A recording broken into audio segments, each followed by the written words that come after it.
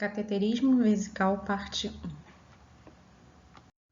Se a gente procurar no dicionário, por exemplo, em Michaelis, a palavra cateterismo, a gente vai encontrar dentre várias definições uma que seja mais apropriada à área de saúde, que é o significado do uso ou introdução de um catéter, cateterização. O catéter não é uma palavra nova, já faz parte do vocabulário de vocês, tanto quando a gente fala de gelco, fala de abucate, a gente fala de catéter periférico. Mas se mesmo assim a gente quisesse continuar pesquisando no dicionário a palavra catéter, a gente ia encontrar como definição que se trata de um instrumento tubular que é introduzido em canais, vasos ou cavidades do corpo para retirada ou injeção de fluidos ou substâncias, ou ainda para distender uma passagem ou um conduto e efetivar investigações diagnósticas, dentre outras possibilidades também pode ser feita com catéter. Não se preocupem se por acaso vocês encontrarem cateter ou catéter, né? Essas duas formas de escritas elas acabam sendo encontradas, e apesar de não haver um consenso em qual é a forma correta de se escrever e pronunciar, porque isso tem a ver numa discussão em função da origem dela, grega, do latim, né? Se vem do latim, vem do grego, cada uma ela recebe uma acentuação diferente, mas é possível encontrar, tá? Então, se por acaso vocês escreverem com sem acento, as duas serão aceitas. Outro termo que vocês podem encontrar relacionado ao cateterismo é sondagem, né? E se a gente continuar procurando nesse mesmo dicionário, a gente vai ver que sondagem é o ato ou efeito de sondar, sonda, introdução da sonda no corpo. E se a gente procurar sonda, ele vai dizer que é um instrumento cilíndrico, geralmente de material flexível, em forma de tubo, fino e longo, que é capaz de ser introduzido no corpo para fins diagnósticos ou terapêuticos. Uma outra palavra também pouco comum, mas é possível vocês também encontrar, é a palavra tubagem, né? E que significa que eles pedem para que você relacione, busque a palavra intubação. E se a gente procurar a palavra intubação, ele pede para você buscar intubação. Então, as duas palavras estão corretas, intubação e intubação. E intubação significa o ato de intubar, né? Em outro significado seria a introdução de um tubo na cavidade do corpo. Então, só para esclarecimento, qualquer um desses termos que vocês utilizarem vai estar correto. E vesical, né, significa algo relativo ou pertencente à bexiga, então vésico é relativo à bexiga. Então, feitos esses esclarecimentos, fica fácil a gente entender do que se trata o cateterismo vesical, né? Então, significa que é a inserção desse catéter na bexiga, e essa passagem ela pode ser de duas maneiras, pela via uretral ou percutânea, né? No caso, a região suprapúbica, através de uma punção propriamente dita, né? Com agulha, ou através de uma cirurgia. Essas são as formas de fazer o cateterismo vesical. Então, é muito importante a gente resgatar a anatomia para a gente conseguir entender o procedimento mais à frente. Então, o sistema urinário ele é composto pelo rim, são órgãos bilaterais, tem o direito e esquerdo, da mesma forma que o ureter. A urina produzida no rim, ela é transferida até a bexiga através dos ureteres, é armazenada temporariamente nessa bexiga, e da bexiga, através da uretra, ela ganha um meio externo. A bexiga está localizada na pelve, né, na parte posterior da síntese púbica, nesse osso, né, que a gente tem da pubis. Ele é um reservatório capaz de se distender para armazenar essa urina. Seu tamanho, em função disso, ele modifica, né, de acordo com essa capacidade de enchimento naquele momento, e através de uma estimulação do sistema nervoso, ocorre a contração dessa musculatura que expele a urina através da uretra. Quando esse mecanismo ele falha, pelo menos gera um desejo de urinar. Fazer essa identificação das partes anatômicas da genitália externa feminina é um outro ponto importante no método da sondagem, principalmente quando a gente fala de sondagem de recém-nascido, né, criança do sexo feminino, idosos também é um ponto muito importante, principalmente aquelas que fizeram períneo também. A identificação não é tão fácil. Então, ter a visão, né, saber quais são as sequências dos orifícios é algo importante para que a gente não faça uma sondagem no canal vaginal. Então, se a gente começar da pubis em direção ao ânus, a gente vai ter o clitóris, em seguida a gente tem o ósseo da uretra, a entrada da vagina e o ânus. Então, sabendo essa sequência, seja da pubis para o ânus ou do ânus para a pubis, você vai conseguir identificar da melhor forma o local que você precisa fazer a introdução da sonda. É importante a gente lembrar que a uretra feminina ela tem em torno de 4 a 5 centímetros de comprimento e logo na sua entrada a gente tem um esfíncter externo. Então, isso é um ponto importante para a gente pedir à cliente, né, para que ela relaxe essa musculatura para que diminua o desconforto que a sonda vai fazer ao forçar esse esfíncter no momento da sua inserção. Na imagem à direita, a gente tem a visualização da genitália masculina externa, né? Então a gente tem a haste peniana, o corpo, o prepúcio que recobre a glande, onde a gente encontra o meato uretral, o escroto, onde a gente tem os testículos. À direita a gente também tem um corte, a gente pode visualizar que a uretra masculina ela é mais extensa, as literaturas falam em torno de 20, 23 centímetros o comprimento de uma uretra masculina adulta. É importante a gente ter a visualização, né, o conhecimento da trajetória dessa uretra, porque isso faz a gente compreender determinados movimentos que a gente faz na hora da passagem da sonda masculina e também para resolver, às vezes, algumas dificuldades que a gente tem em relação ao progredir dessa sonda depois que ela passa a haste peniana. Então, nessa imagem à esquerda, novamente, a gente vê o outro corte e a gente consegue perceber que a uretra ela tem várias porções, então a gente tem inicialmente nessa haste peniana a uretra esponjosa, que é a maior parte, em seguida a gente tem a uretra membranosa, que é em torno de 1 centímetro. Nesse ponto está localizado um esfíncter externo da uretra, então daí é uma das grandes dificuldades para a gente conseguir avançar com a sonda em alguns pacientes, né, alguns usuários, né, que alguns clientes que a gente vai fazer a inserção da sonda, e logo em seguida ela passa pela próstata, né, que é a parte da uretra prostática, e aí sim a gente chega até a bexiga.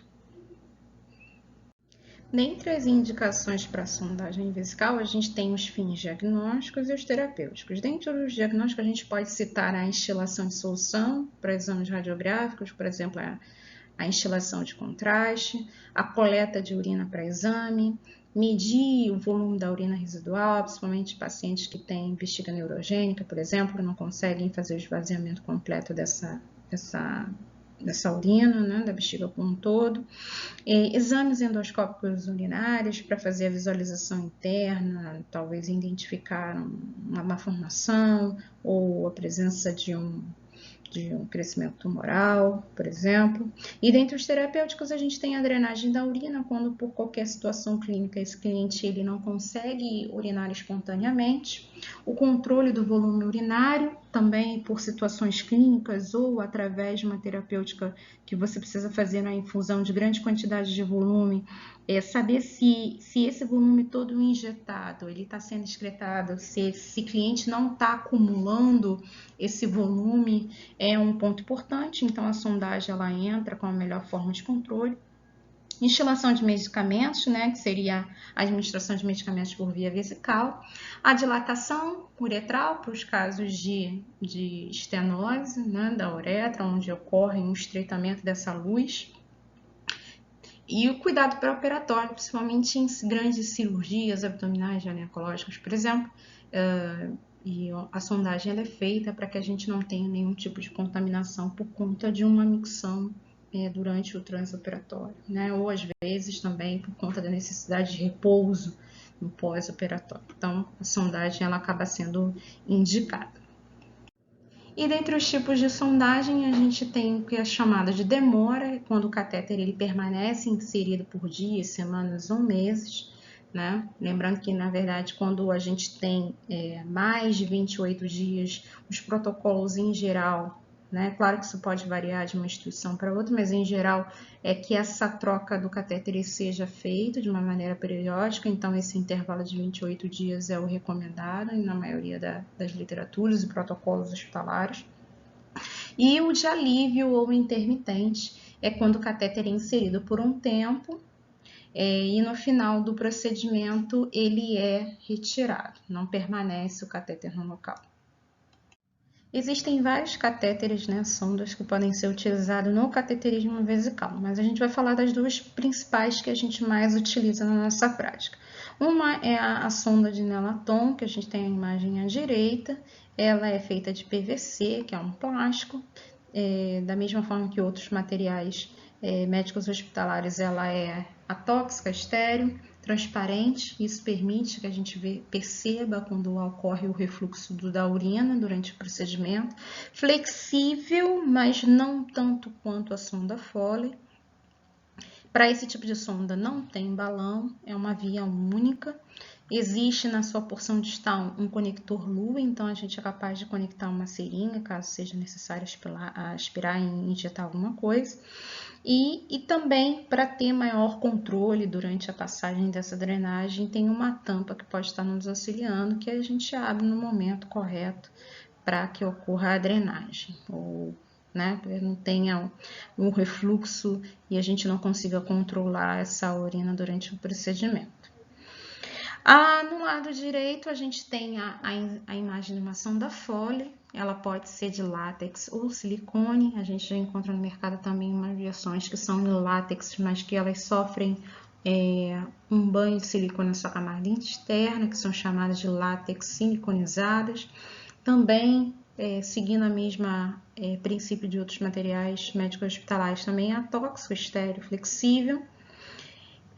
Para esse tipo de sonda, possui um balão que ajuda na fixação dessa sonda, né? Uma vez insuflado esse balão, ele se acopla no colo vesical e essa sonda ela fica fixa, ela não sai, né? Ela pode ser de 2 ou 3 vias, que a gente vai ver mais na frente, e a via de insuflação, né, do balão, ela pode, em geral, ela tem uma válvula que consegue manter esse balonete insuflado. E as demais vias, quando é de uma via, é a via de drenagem, por onde vai sair a urina. Quando são de 3 vias, a segunda via é utilizada para irrigação, e isso a gente vai ver mais na frente em outras aulas. Aqui a gente tem uma imagem de uma sonda de látex aumentada. A gente pode perceber que na ponta dela a gente tem um orifício, ela é arredondada. Esse orifício também é polido, então isso gera uma passagem menos traumática durante a sondagem.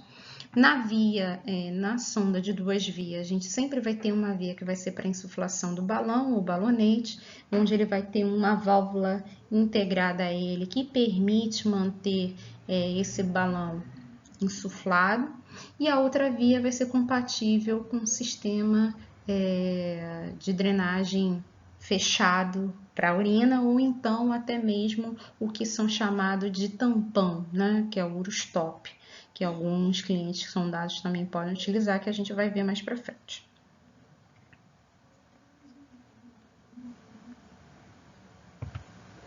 A imagem aqui à direita, a gente tem uma imagem da sonda de 3 vias, então, mais uma vez, a gente vai ter sempre a via do balonete para ser insuflado, a central é a de drenagem e a terceira, a restante, é compatível com o equipo de irrigação, que quando existe alguma necessidade ou a possibilidade desse cliente ter a necessidade de fazer algum tipo de irrigação, se passa a sonda de 3 vias. Então, sempre no catéter vai estar escrito o volume necessário para insuflar. Lembrando sempre que a gente vai utilizar água destilada, não utilizar soro fisiológico, porque isso pode comprometer a manutenção desse balonete. E vai ter também, sendo uma forma de identificação, o calibre do catéter. Nessas imagens a gente tem a sonda Foley de silicone. Então, à direita vocês podem ver um catéter de 2 vias e o outro outro embaixo de 3 vias, né? Segue o mesmo padrão da sonda folha de látex, o balonete também segue o mesmo padrão.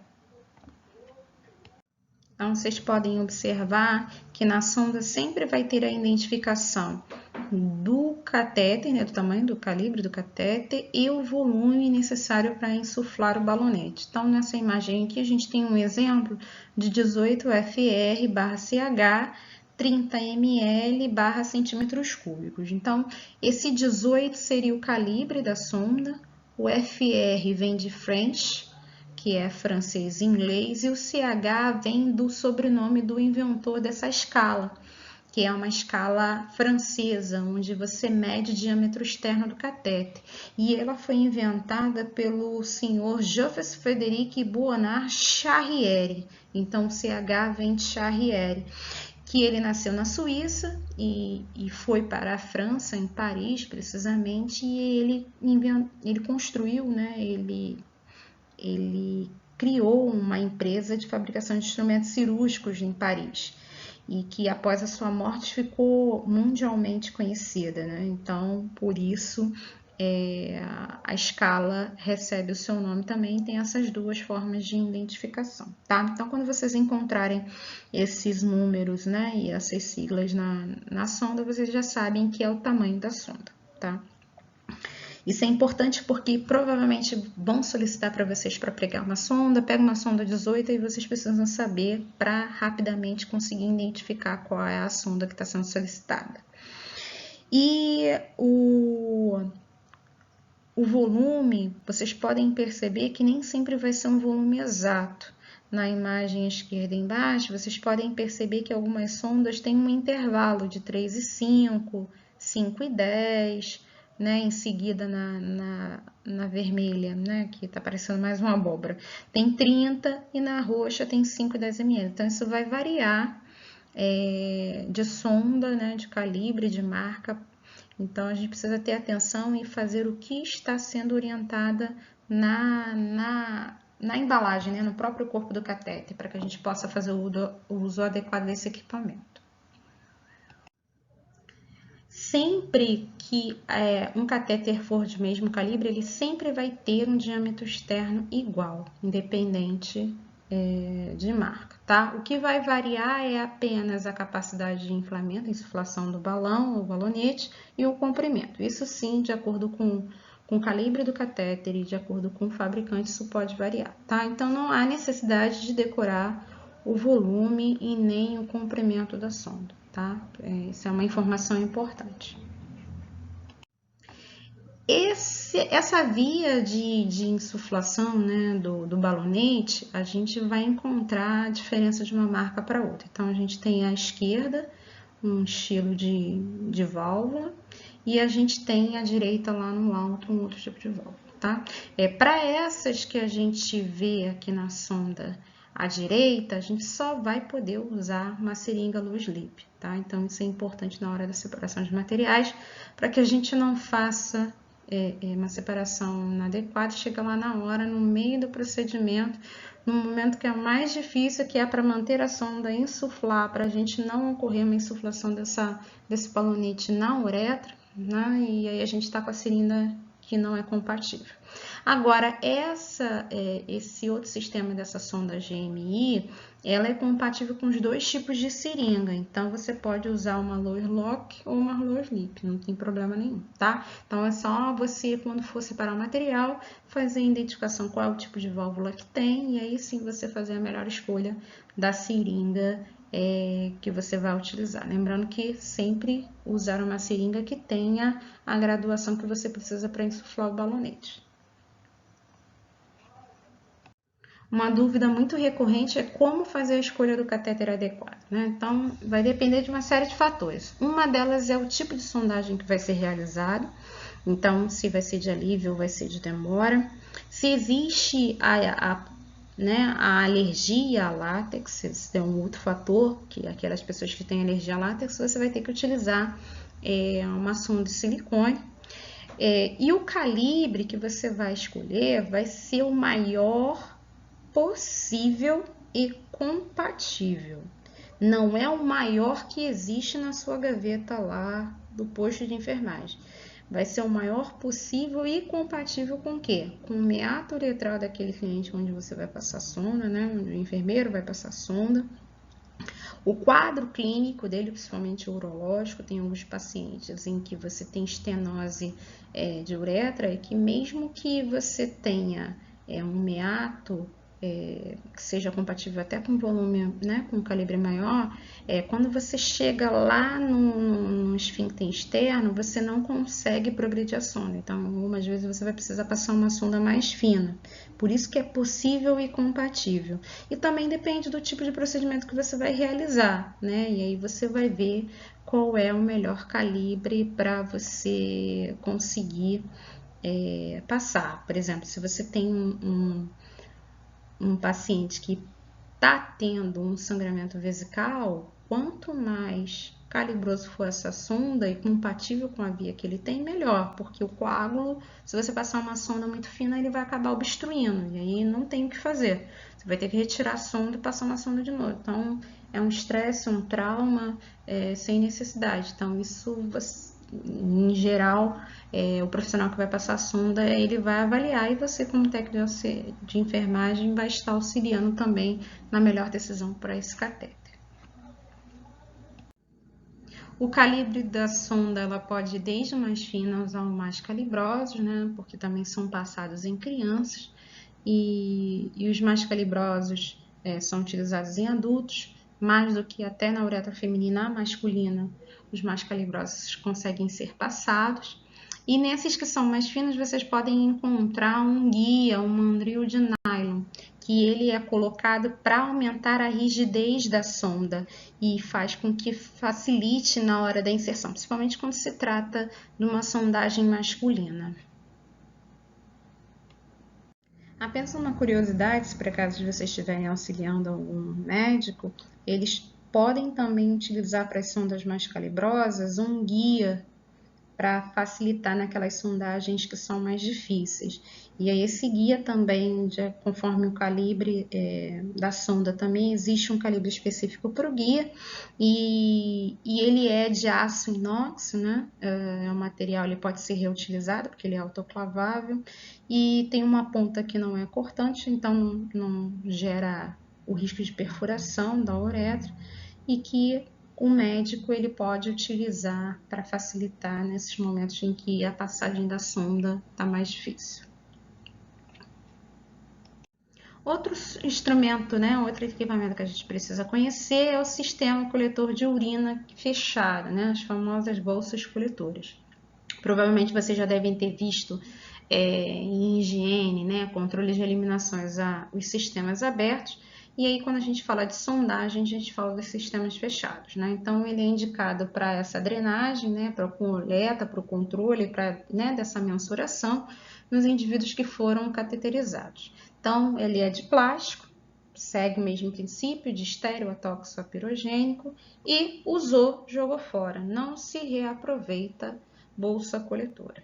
Em geral, o fabricante ele não fala em relação ao tempo de uso desse produto depois que é colocado para utilizar.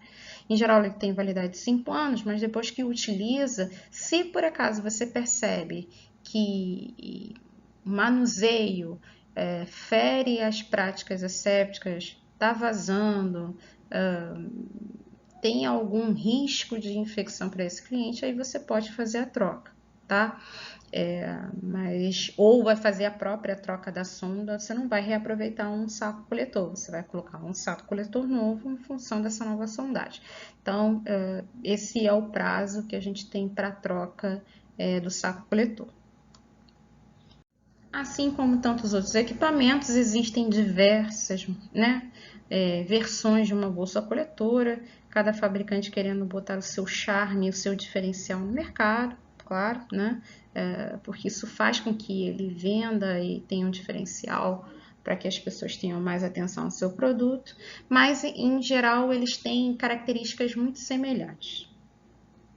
Então a gente vai observar que nessas bolsas coletoras a gente sempre vai ter um tubo extensor, né, que vai ser transparente, nele a gente consegue visualizar a drenagem dessa urina.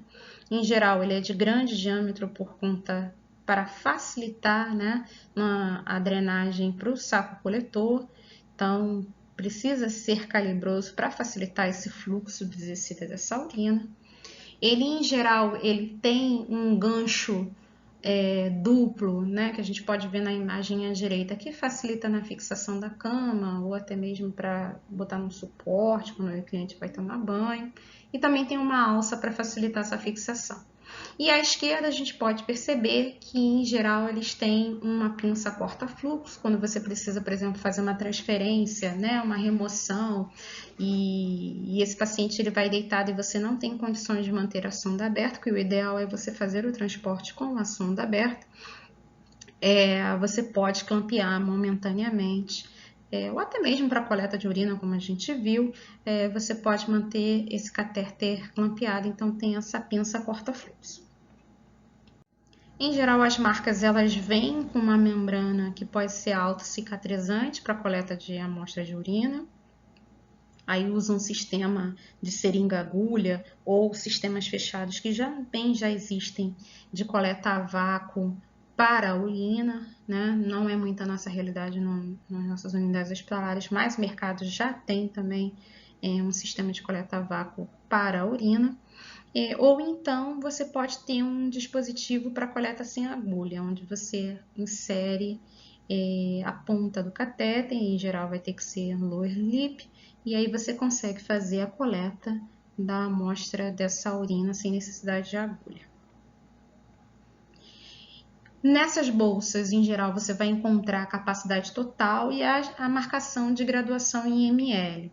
Lembrando que esse volume, quando você olha a bolsa e a linha do líquido bate sobre essa graduação, esse volume que você encontra é um volume aproximado, tá? Se por acaso você quer realmente saber o volume correto, né, bem medido dessa drenagem, é importante a gente usar um cálice graduado para poder medir.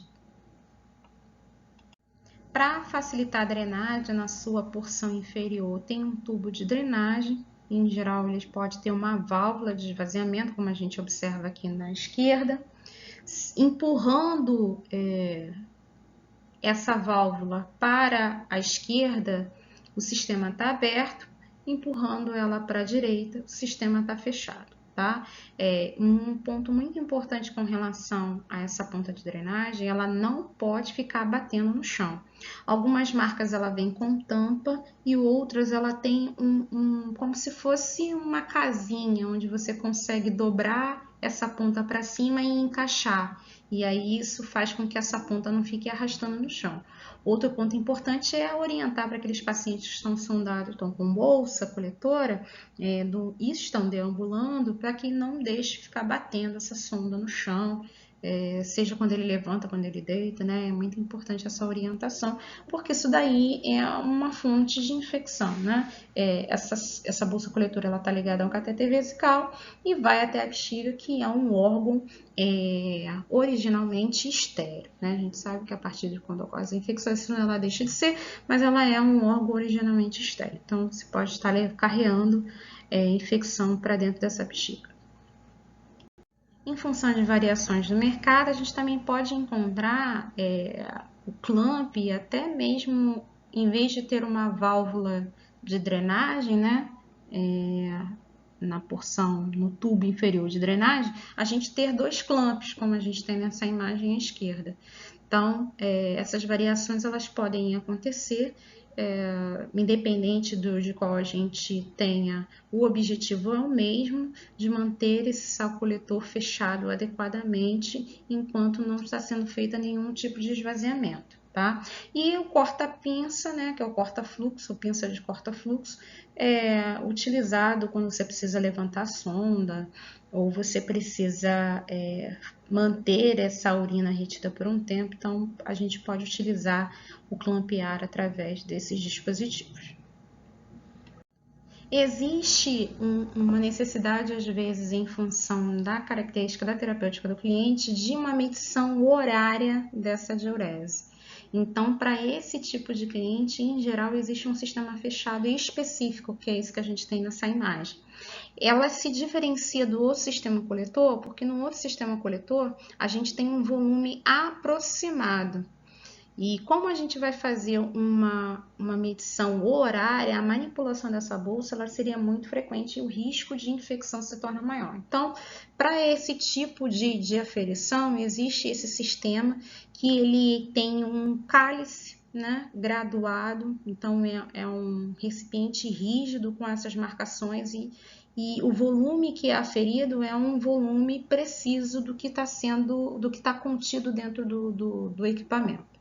E aí, uma vez que esse cálice, né, você verifica naquele determinado horário a quantidade, você abre essa válvula onde a gente tem um X ali e ela escoa para a bolsa coletora, que é semelhante àquela que a gente viu anteriormente. E aí, quando a rotina né, de 6 e 18, aí esvazia a bolsa. Então, isso diminui muito a questão da contaminação, porque aí você não fica abrindo o sistema toda hora para você conseguir medir, né? Já que você precisa fazer 24 vezes a medição dessa urina. Esse é um outro exemplo de um sistema de medição de diurese horária de uma outra marca. Vocês podem perceber que são bem parecidas, né? Só o layout que é um pouquinho diferente, mas segue o mesmo padrão.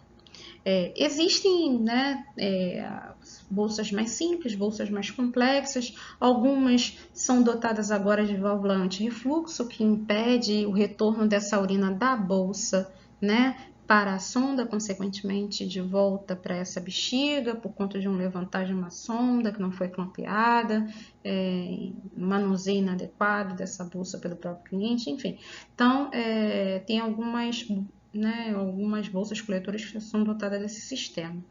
Tem umas que são com filtro de ar, isso permite com que tenha a distensão e aí o enchimento de uma maneira adequada dessa bolsa e impede que ocorra o rompimento por conta dessa pressão interna, né, que ocorre, porque faz a saída do ar e deixa o preenchimento com a urina. E pinças de fixação anti-retração para que não ocorra uma tração brusca dessa sonda e gere nenhuma lesão nesse canal uretral. A resolução COFEN 680 de 2021, ela não está em vigor. Na verdade, ela foi feita uma publicação nas redes do sistema COFEN, foi até publicitada, né, compartilhada de várias pessoas, mas como ela não foi publicada em diário oficial, ela não tem valor legal, né? Tanto que ela já foi até retirada do próprio site do COFEN e dos conselhos regionais. Então, o que a gente tem neste momento em vigor é a Resolução 450 de 2013. E nela, ela normatiza os procedimentos da sonda vesical no âmbito do sistema COFEN-COREM, e você vai procurar dentro dela e vai encontrar que as atribuições do técnico de enfermagem com relação à sondagem, ela está relacionada ao preparo no ambiente, né, para que ocorra esse procedimento da melhor forma possível, o posicionamento do usuário, né, para a realização deste procedimento. Então, principalmente quando você é criança, mulher, o posicionamento é fundamental para o sucesso do procedimento. O preparo de material, né? Então, entra como uma das prerrogativas da função do técnico de enfermagem. Auxiliar o enfermeiro na realização do cateterismo. O cateterismo ele não pode ser realizado pelo técnico de enfermagem.